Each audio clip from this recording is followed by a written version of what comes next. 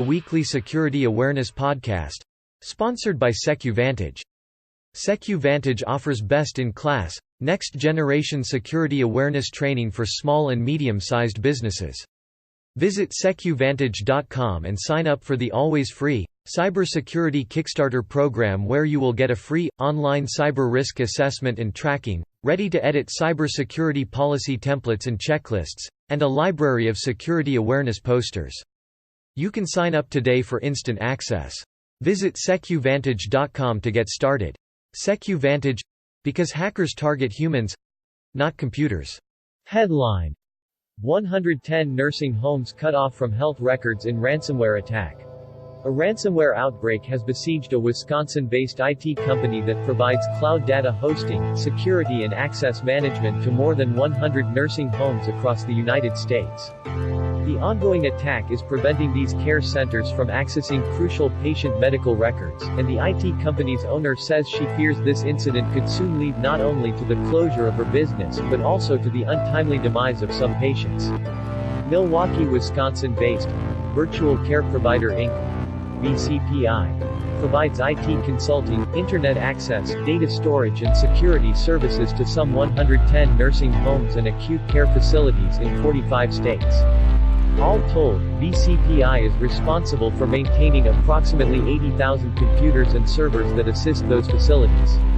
At around 1:30 a.m. Central Time on November 17, unknown attackers launched a ransomware strain known as Ryuk inside VCPI's networks, encrypting all data the company hosts for its clients and demanding a whopping $14 million ransom in exchange for a digital key needed to unlock access to the files. Ryuk has made a name for itself targeting businesses that supply services to other companies, particularly cloud data firms, with the ransom demands set according to the victim's perceived ability to pay.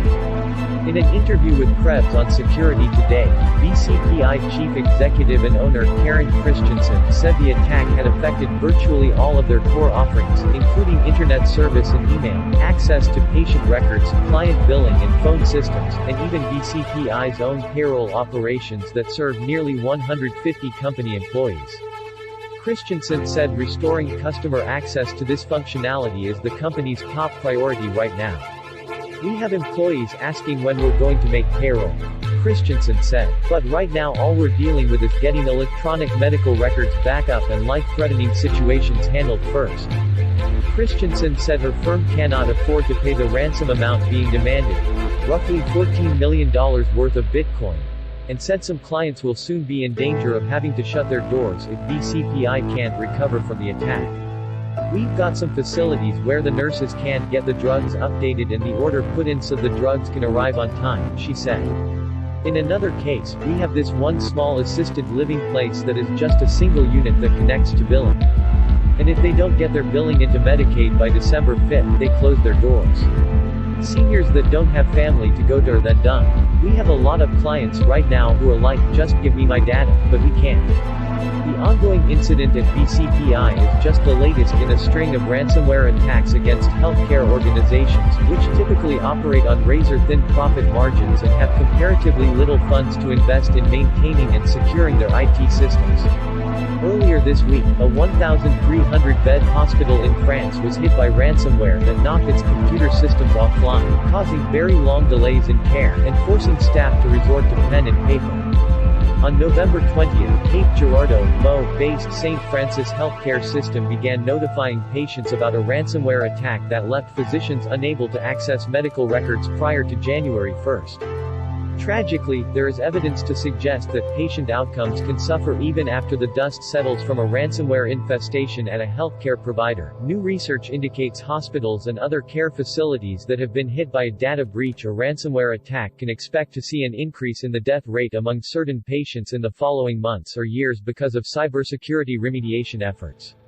Researchers at Vanderbilt University's Owen Graduate School of Management took the Department of Health and Human Services (HHS) list of healthcare data breaches and used it to drill down on data about patient mortality rates at more than 3,000 Medicare-certified hospitals, about 10% of which had experienced a data breach. Their findings suggest that after data breaches, as many as 36 additional deaths per 10,000 heart attacks occurred annually at the hundreds of hospitals examined. The researchers concluded that for care centers that experienced a breach, it took an additional 2.7 minutes for suspected heart attack patients to receive an electrocardiogram.